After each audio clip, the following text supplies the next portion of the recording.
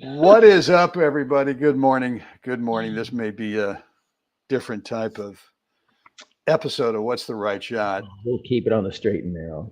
Yeah, liar. No, we won't. At least you won't. Anyway, guys, what's going on out there? I hope you're having a great start to your day. Beautiful day here in the desert, Jeff. I believe it's mid-90s today. Forecast. Oh, that's not bad. Not bad. Not bad. So I'm on the grass at 11 this morning. Ooh. Nice workout.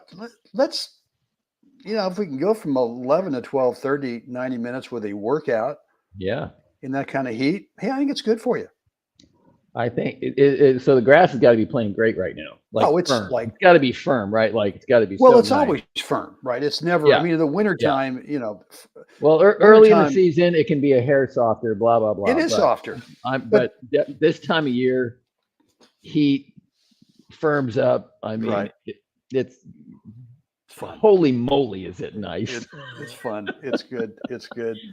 And, you got the backdrop there, the San Jacinto, so that's not too bad either. Yeah, the postcard backdrop, yeah. Do they roll that? Do they does that come down on in the mornings? It just comes down from the sky? I see. There's your backdrop, and then at night it stars, and then it comes down, right? Yeah. No, they don't need to do that. It's actually real. It's not the Truman Show. It's not the AI San Jacintos coming down. Mm-hmm. Guys, I got a good episode for you. I think it's a good episode for you today. It's follow up on what we did yesterday. Jeff had the great we had the great discussion on aggressive. Yeah. What is that? What is it? And we talked a lot about second serve, return to serve. And we both agreed that there's a few ways to get aggressive on it.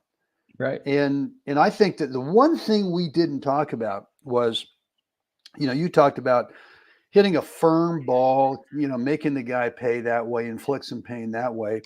But we also talked about court positioning, which is when you hit a firm ball, it robs you of a little bit of time if you want to come in. So you have to take that into account in terms of what you want to do to inflict pain. The other one was what we're going to show you today, which was, look, you can inflict pain with a second serve, return to serve with court positioning by a chip and charge return to serve. And I've got two kind of swing tech things I want to bring up.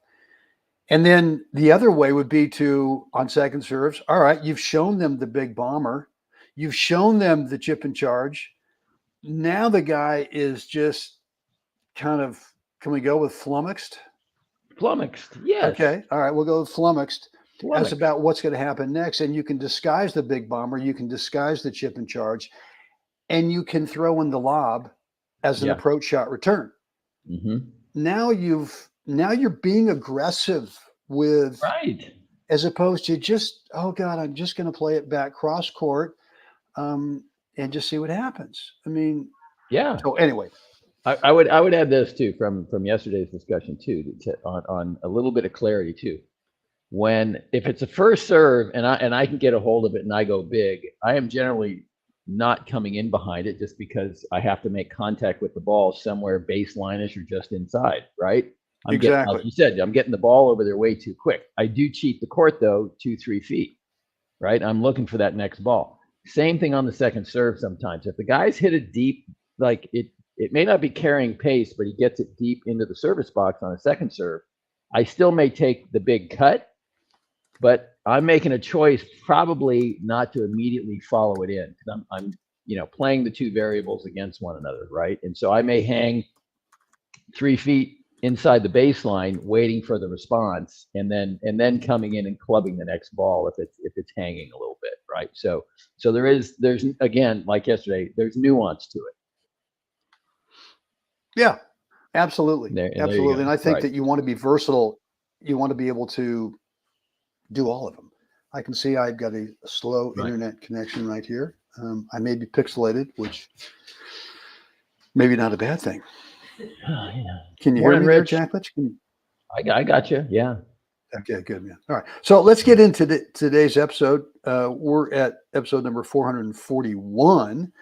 And the great Len Wofford with a second serve, right? Just so you know. Yep. And yours truly with the return. And there's the question: is this aggressive? And yeah, the dump truck. yeah, right. And the lob is deep. So look, I want everyone to realize that you just don't have to unload on a second serve. Is that you Right. could play court position on it. And look, what is Len dealing with right now? He's dealing with the fact that my partner is already about, Chris is about what, Chris, yeah. in the middle of the service box. He knows I'm coming in. Yeah. So and he knew that. He probably knew it right here. Yeah, you can see him. He's already taken the step before Yep. you even make contact. That's He's moving right. forward. Right. And so his thought is, well, look, what am I going to do here? I can't leave the ball up. So I've got to try to roll this thing probably down low, or maybe I'll try to go up the line. And, Yeah. Chris has got a nice head high, a little tricky. Can't get Yeah. a ton of leverage on it, but he gets enough leverage on it to be able to get it back down. And now Len's, I think that's more of a reaction. Yeah. And my thought here is that let's keep improving court position, and let's just play it right down between them. Boom. And there it is. So I'm going to go back, Jeff, and I'm going to kind of give you two things that kind of work for me. Kind of two swing tech things on this chip and charge. I find that as soon as I recognize the ball's to my left, because I don't know that yet. Right. I don't know if it's going to be to my right or to my left. I got to get the shoulders turned. I got to be sideways because I want the swing path to try to go back towards Lenny. Right. And I think too often what happens here is players, they get about here. And I know it's kind of tough to see, but they're darn near facing the net. Yeah. And it's really tough to control it when you do that. So it becomes a push. Yeah, and you gotta fiddle with the wrist going through it, and it's just a recipe for ball popping up. The other thing, Jeff, that I feel like, as opposed to a drive return, I feel like I got to play this a hair later at contact. Because I feel like if I get too far in front with the chip, now I'm really going side to side with the swing. Yeah. You're running out of swing length. That's right. The farther you make contact, at some point you reach your fully extended arms hinge point, and then the racket moves away off of line. It moves off of the strike zone. Exactly. So just and talk about nuance. Great word you brought up yesterday, Jeff. This is a nuance in terms of allowing yourself. You want to come in. You want to make sure that you don't get stuck somewhere that you got to play a nasty half volley. But at the same time, you got to be able to allow the ball to get back just a hair. And the only way to find out what works for you in terms of just a hair is you got to practice this thing like a monster. Yeah. We know that 95% of the players out there won't practice this, but this is an easy one. Just get one practice partner. And just say, hey, could you hit second serves to my backhand, hit the next 30 serves to my backhand, and work on these two things? Get sideways and then tinker with contact point, and make sure that, you guys are playing cross court as if you've got doubles partners, right? You just need one practice partner to do this. Yeah. And on the technical side, I tend to start with when somebody really doesn't have it dialed in, I'll bring them to the net first and feed them some backhand volleys. I go, you feel how short, compact that is? Yeah. Now go back. You're just hitting a volley off the bounce. And then once they kind of get the footwork and coordination right without me having to get overly technical, and then all of a sudden they start to move through it. They start to get a feel of it. I go, now, as you start to feel more confident with it, you can add a little more. You can lengthen the stroke a little bit. We don't want it too big, but as they feel confident with it, they can branch out of that, and that stroke can expand a little bit, but for me, I've found great success with getting a player to understand the concept by saying, let's hit your backhand volley. Good. Now let's go back and hit it off the bounce. And the other thing too is you can carry the ball forward with some forward footwork. Look, Right. you've already committed. This is going to be an approach shot. It's a chip Yep. and charge. Mm-hmm. Hold on, let me get this shut. I've got a dog out here yakking away. God dang dog. I know. Sorry about that. All right. So chip and charge, and it's not a chip and evaluate, and it's not a chip and analyze. It's chip and take court position. Absolutely. And part of moving the racket forward, Jeff, for me anyway, is feeling like I'm using my feet, just like you said, with a volley stroke, but I'm using my feet to move the racket forward. Yeah. And hold it right there. Okay. Perfect. Okay. So this is a bonus thought here outside. You've made the return now. What I really love about your partner, Chris Morgan, his position right now, is Lenny Wofford is inside the singles court, and he's at about he's hovering on the edge of the middle third to outside quarter, right? And he's a lefty, so he has that outside shot. However, I love the fact that Chris keeps his center service box position, and he stays off of Lenny's right shoulder. And he's not overplaying like, oh, I better cover the line all the way to the edge. There's a little bit of room there for Lenny to go, which he took to his own demise, right? If Chris plays a half to one position to his right, the middle is now open. You can't get there fast enough. Oh, the middle's a vacuum.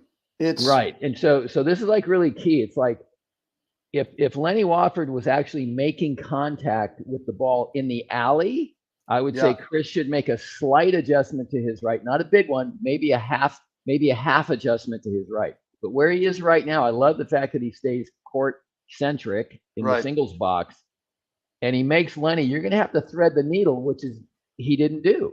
Yeah. Right. So anyway, I love the position there on that, keeping control. Look, I think the other thing too is that, and we don't know, but it could have been that there was once or twice during this match similar situation where Chris, who just has a natural nose for the poaching, he does. And if it's on his forehand, it's a different sound coming off the racket. It's like country boy strong.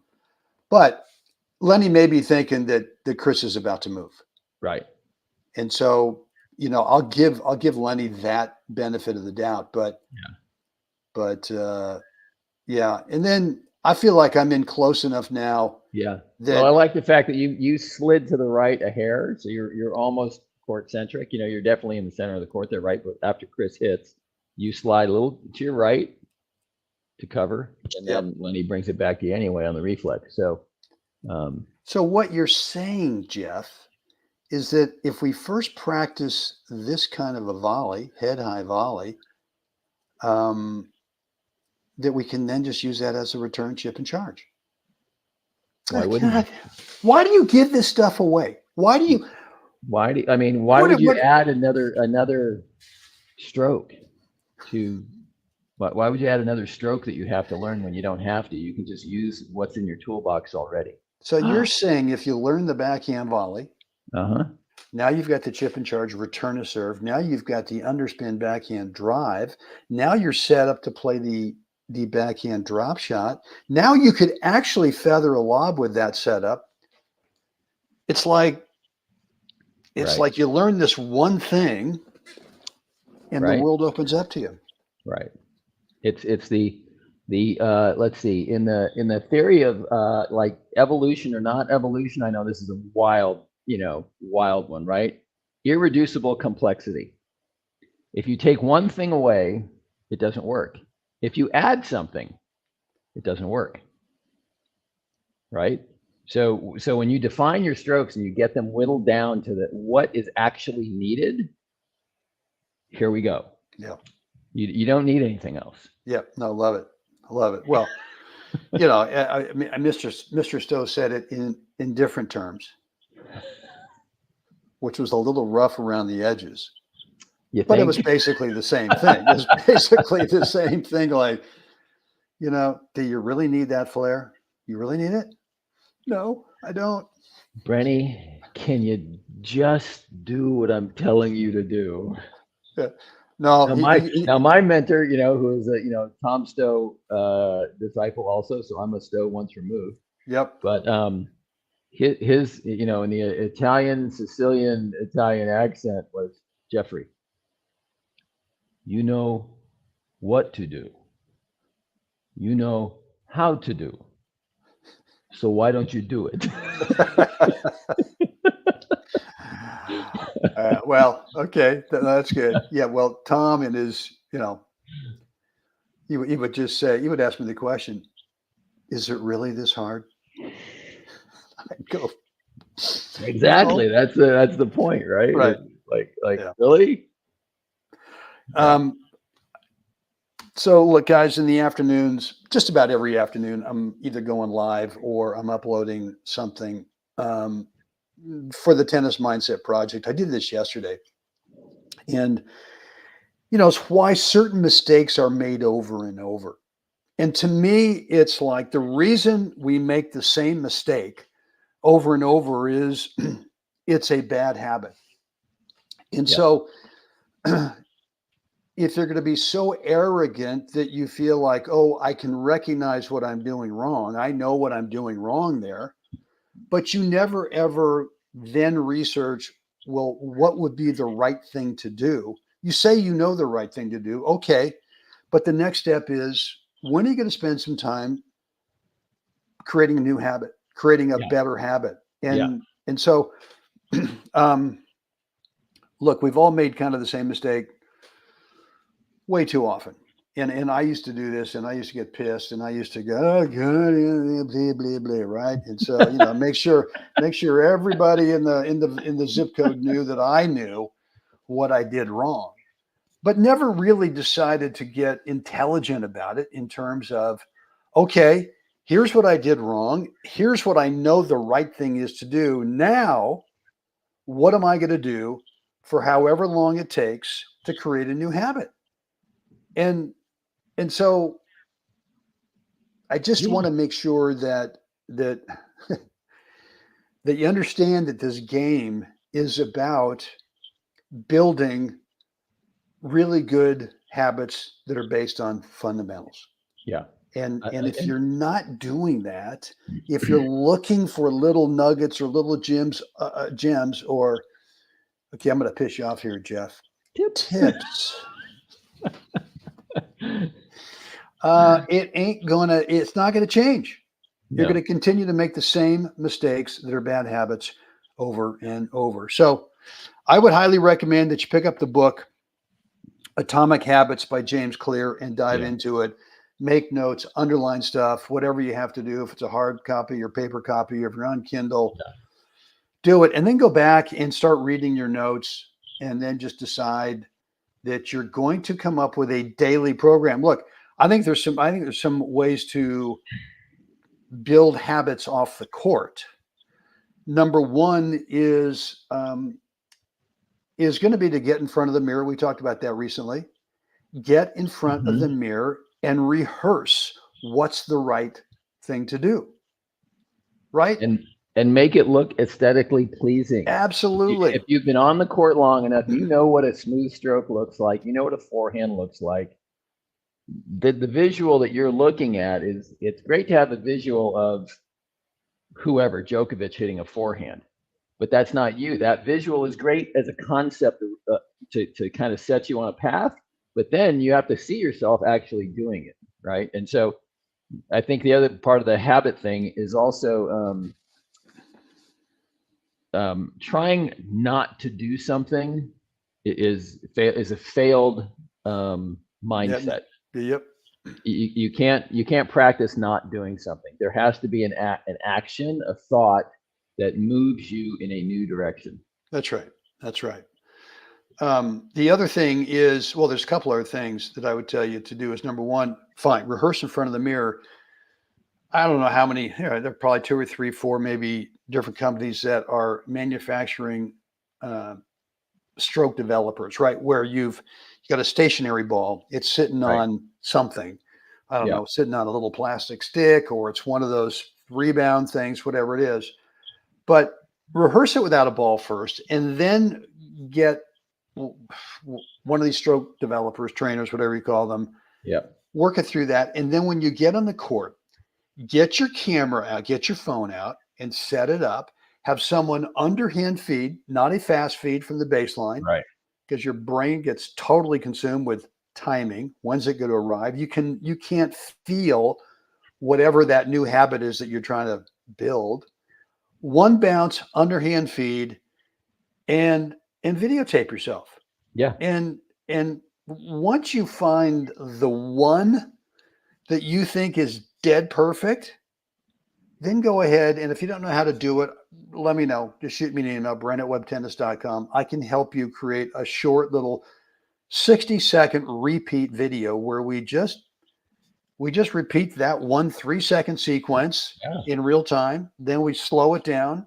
And so that you start seeing yourself not as Djokovic hitting that forehand, but you see yourself as the model perfectly hitting that forehand. And your brain goes, oh, that is us. That is me. That is whatever. I can actually do this. So just a little rant on that today. Anyway, every afternoon, the Tennis Mindset Project, got something there for you. They're always short, tough love messages. Look, guys, like today's episode, please click the like button. Be sure to subscribe. Hit that notification bell as well. You're always alerted anytime I go live and or upload new content. And if you've not picked up my free course on the Between Points routine, a very specific 4 step-by-step, 80% of the match, not playing points.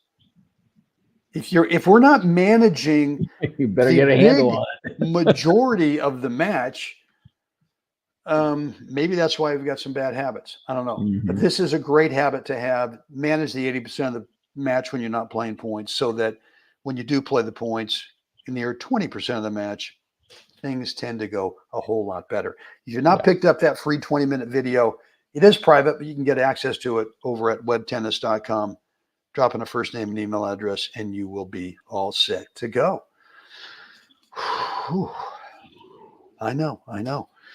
All right, guys, that's it. Look, any comments, any questions down below in the comments area? I'd love to read those and respond. If you want to keep the conversation private, shoot me an email, Brent@WebTennis.com. Jeff's over at Jeff@Jacklets365.com. And there you have it. All right, it's time we all got to get out there. We got to help someone else have a great day. Yeah. Come on. Rich, I'll see you in a little bit. So right there, you're helping Rich have a great day. Okay, good. Guys, see you again next time.